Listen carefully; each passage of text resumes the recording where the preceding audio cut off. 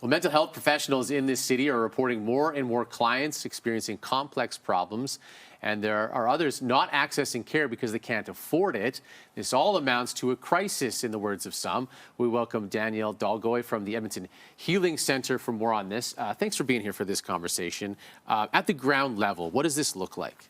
Thanks for having me, Ken. I think what really we're talking about is a sort of merging of different factors all happening at the same time. Individuals, there are more people with challenging needs. From 2012 to 2022, we saw a doubling of the number of people suffering from generalized anxiety. 75% of children right now who are diagnosed with a mental health disorder do not have access to specialized care. It is a crisis. So do we know what's causing all of this? There are a lot of factors. There are many sort of economic and financial pressures that are making every aspect of life more difficult for people. We know that there are a reduction of the sort of other kind of paramedical services that people rely on once they're diagnosed with a mental health concern that are either not available or sort of undermet in terms of those needs. And all of those factor into how someone is able to cope. So what can be done at this point to help? We talk a lot about prevention in our work. So one of the best things people can do is make a start, whatever that looks like. At the Edmonton Healing Centre, we're specialists in grief and loss counseling. And we now have a free online grief course that anyone can sign up to take and do it at home at their own pace. We go through all kinds of grief for all kinds of things, not just losing a loved one.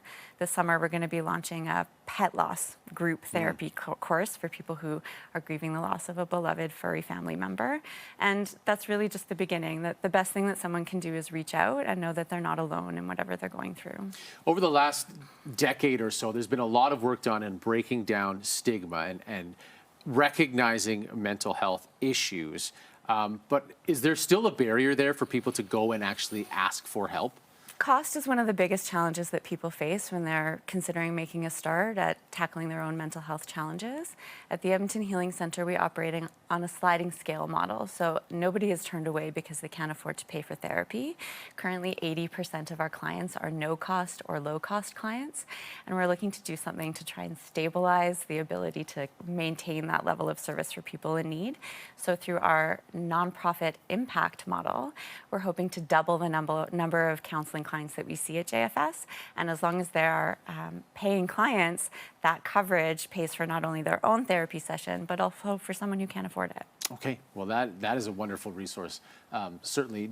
Do you think people recognize the symptoms at this point? Because they are complex and they don't always show up the same way. I think people generally have pretty good intuition when they know that something is off about themselves or someone that they care about. And so there are many tools, the Canadian Mental Health Association, and even just giving us a call or checking out some of our social media content can give people a leg up in terms of knowing what to watch for, what to be aware of in their own sort of state of mental health, and how to make a start on addressing some of those underlying challenges. As tough as it can be, there are professionals out there that can help, and you can access them. Danielle, thanks so much for being here this morning. I appreciate the time. Now, the Healing Centre is run by Jewish Family Services. That's It is right. open to anyone who needs help. You can learn more by visiting jfse.org.